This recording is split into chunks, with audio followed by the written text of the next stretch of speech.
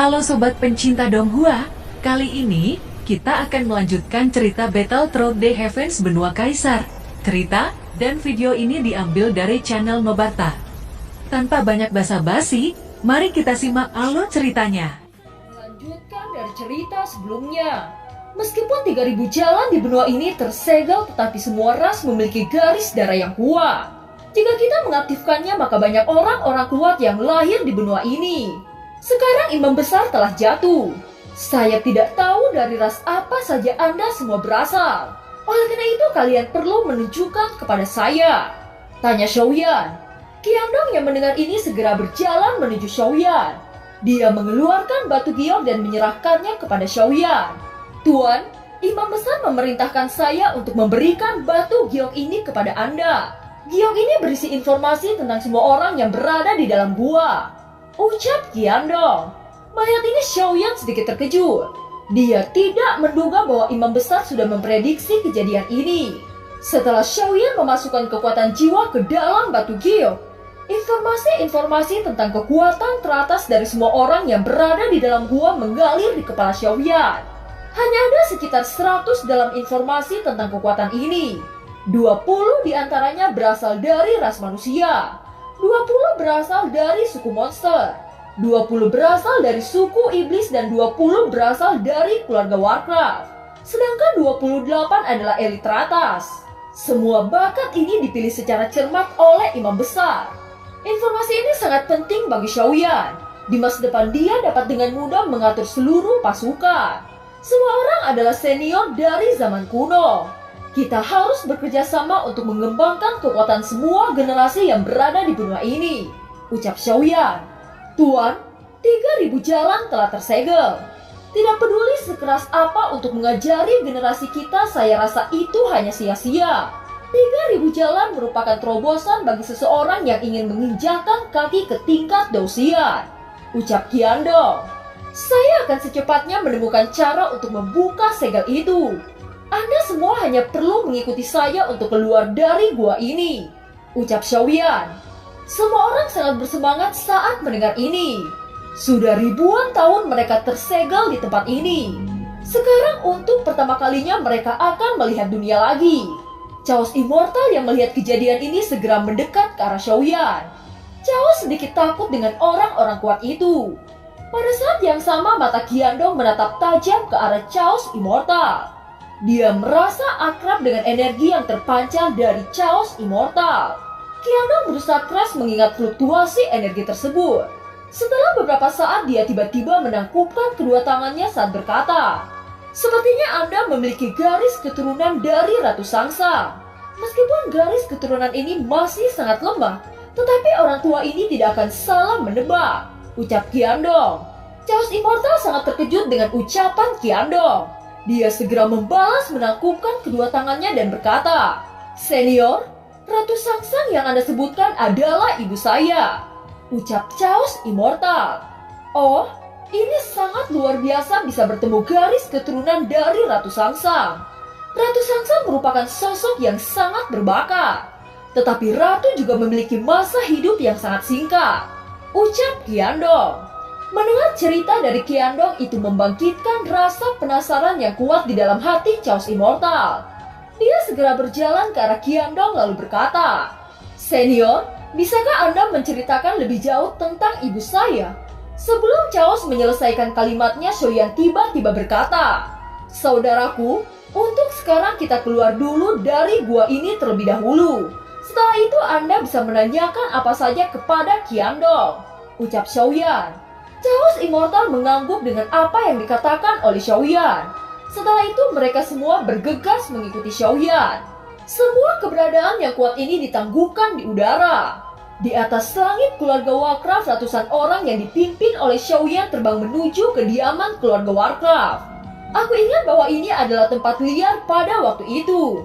Tidak ada apapun selain padang pasir di tempat ini. Sekarang tempat ini sudah menjadi kediaman keluarga Warcraft. Hanya saja kekuatan keluarga Warcraft benar-benar terlalu lemah sekarang. Jika 3000 jalan tidak disegel, seharusnya ada banyak orang yang bisa berkultivasi ke tingkat Dousian. Ucap lelaki Parubaya. Merasakan aura yang agung, Batian dan Huochai buru-buru keluar untuk melihat. Begitu mereka keluar, seketika ekspresinya jelek saat melihat Xiaoyan membawa ratusan sosok dengan aura yang begitu mengerikan. Batian dan Huochai merasakan garis keturunan mereka beresonansi.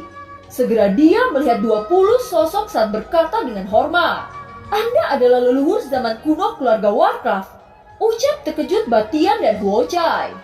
Batian dan Huochai seperti mimpi melihat adegan ini.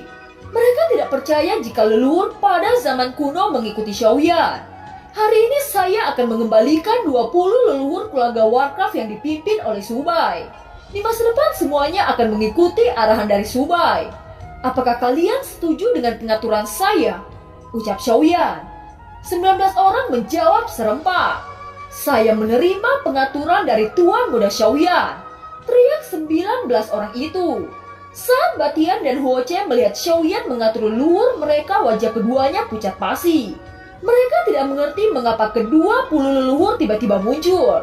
Hal yang mengejutkan adalah mereka sangat menghormati Xiaoyan. Xiaoyan sekali lagi berkata kepada ke-20 orang itu, "Di dalam keluarga Warcraft terdapat istri saya yang merupakan surga menelan piton. Saya berharap kalian bisa memperlakukan istri saya dengan sangat baik," ucap Xiaoyan. Setelah kedatangan dari ke-20 leluhur dari keluarga Warcraft, seluruh keluarga Warcraft melakukan pengaturan besar-besaran. Sebagian darah mereka diaktifkan oleh ke-20 leluhur. Seiring berjalannya waktu, keluarga Warcraft akan berkembang menjadi kuat. Setelah menyelesaikan tugas pertama ini, Xiaoyan berangkat menuju kediaman ras manusia dan ras monster. 20 orang yang dibawa oleh Xiaoyan adalah leluhur dari ras manusia dan ras monster. Sekarang kedua ras juga mulai mengubah sistem kultivasi. Tidak ada yang salah dengan ras manusia dan ras monster. Tetapi hal yang merepotkan adalah suku iblis. Suku iblis telah terpecah menjadi 2 bagian.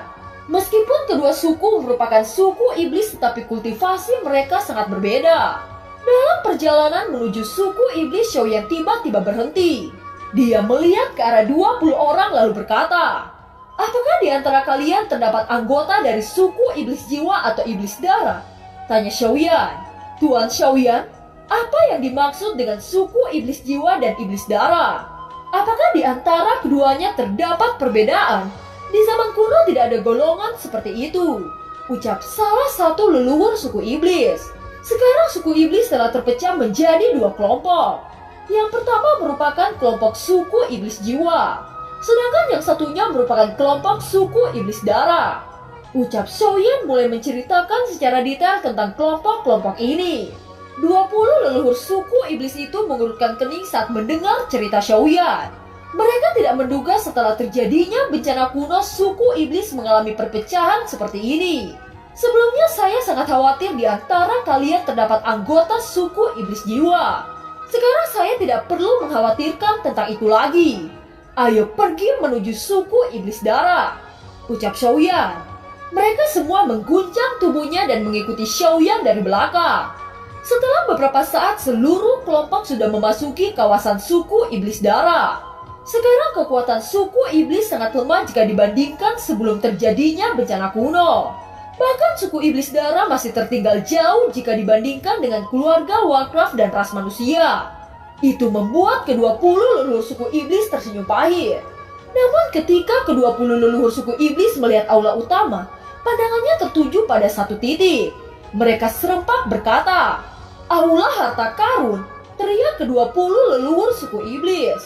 Aula harta karun merupakan tempat penyimpanan seluruh barang-barang berharga suku iblis yang berada di kota suci. Saat itu aula harta karun memasuki tubuh King Moer. Oleh karena itu, ketika King Moer berada di aula harta karun, 20 leluhur dapat merasakan energi dari aula harta. Di dalam aula suku iblis darah terdapat King Hao, King Yuan Tian, dan leluhur King Long mempelajari aula harta karun yang berada di dalam tubuh King Moer.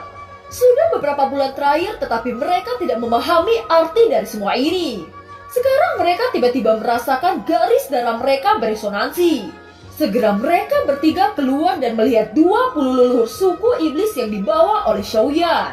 Ketiganya langsung membungkuk dan berkata, "Generasi muda menyapa ke-20 leluhur lama," ucap King Hong, King Yuan Tian, dan King Hong.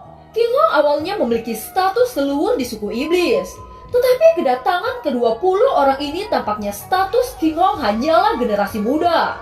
Salah satu leluhur dari 20 orang yang dibawa Xiaoyan melihat ke arah King Hong lalu berkata, "Apakah Anda kaisar iblis saat ini? Jika dibandingkan dengan zaman saya sekarang, suku iblis jatuh ke dalam keadaan yang memprihatinkan," ucap sosok tua yang bernama King Zun. "Saya King Haoran menyapa leluhur lama. Saya memang kaisar iblis saat ini. Tetapi banyak suku iblis yang pecah menjadi kelompok-kelompok kecil. Sebagian banyak dari mereka mengikuti suku iblis jiwa.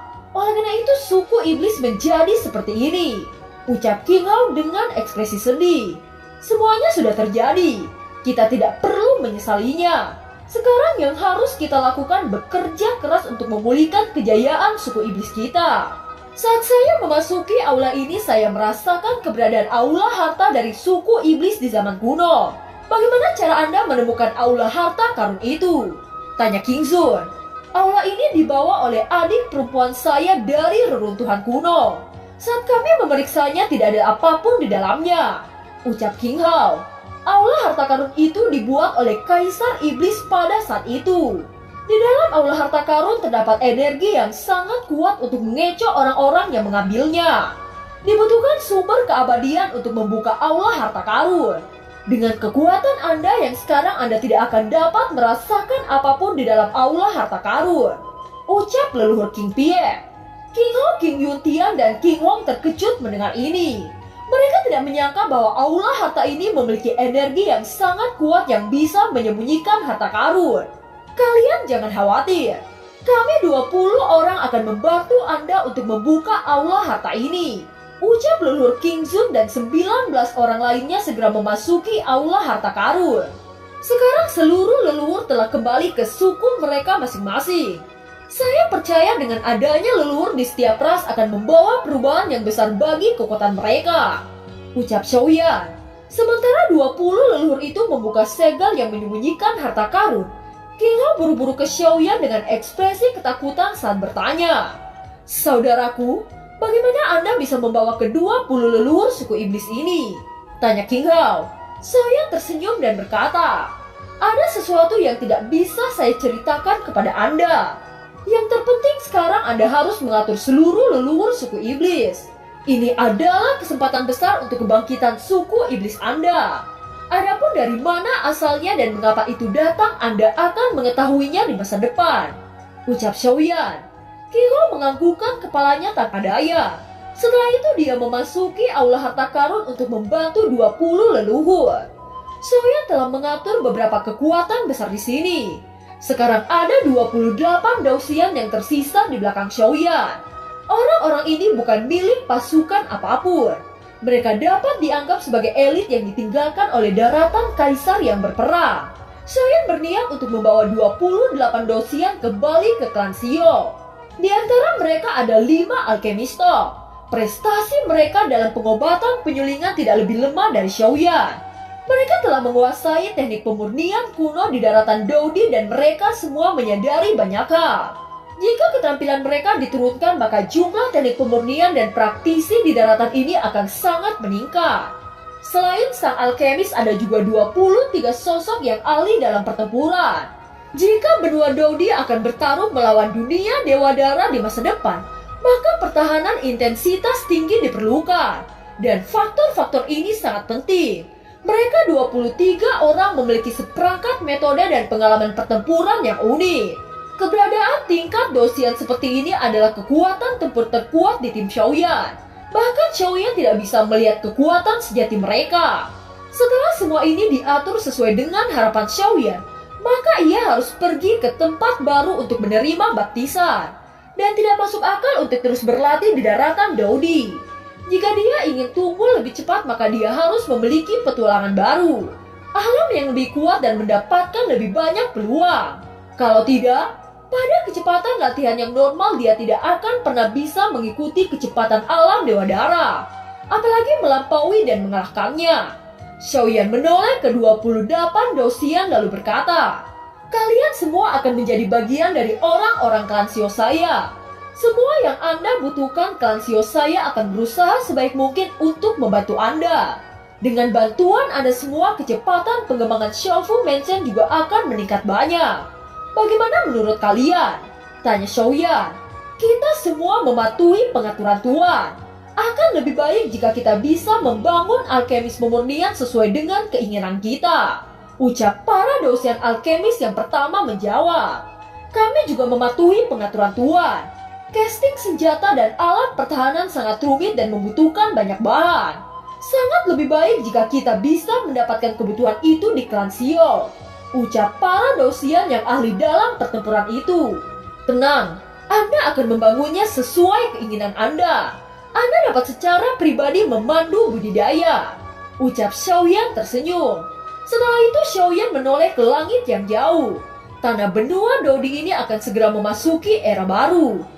Dan benua Dodi ini akan melebihi kekuatan pada era kuno di bawah kepemimpinan Xiaoyan. Setelah membahas sisa masalah ini, Xiaoyan membawa semua orang pergi ke klan Xiao. Sekarang Xiaoyan mulai berpikir tentang cara membuka segel 3000 jalan. Xiaoyan memejamkan matanya lalu berkata, "Pendahulu Xiao Wutian, Junior Xiaoyan punya sesuatu untuk diminta. Bisakah kamu keluar dan menemuiku?" Ucap Xiaoyan. Setelah kata-kata Xiaoyan jatuh, tiba-tiba dia sudah berada di tempat Xiao Wutian. Senyum muncul di wajah Xiao Wutian saat berkata, "Kamu melakukan pekerjaan yang baik." Ucap Xiao Wutian memuji Xiaoyan. Dan apa yang dia katakan secara alami merupakan kontribusi Xiaoyan selama waktu ini. Xiaoyan pertama kali membunuh monster darah dan mengalahkan Dewa Darah. Sekarang dia bahkan mengatur para leluhur zaman kuno dengan benar. Dan kontribusi Xiaoyan secara alami tidak kecil demi memperkuat benua ini. Xiaoyan langsung ke inti poinnya saat berkata, "Pendahulu, ada yang ingin ditanyakan kepada Anda kali ini. Bisakah 3000 jalan yang tersembunyi di daratan Dodi terlahir kembali?" Tanya Xiaoyan.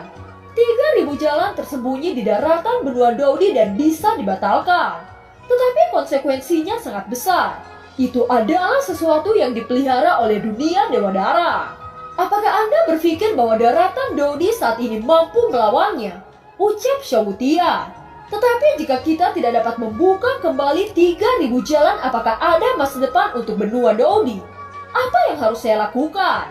Tolong senior katakan. Ucap Xiaoyan. Dan film pun berakhir. Terima kasih telah menyimak dari awal sampai akhir ya. Sampai jumpa.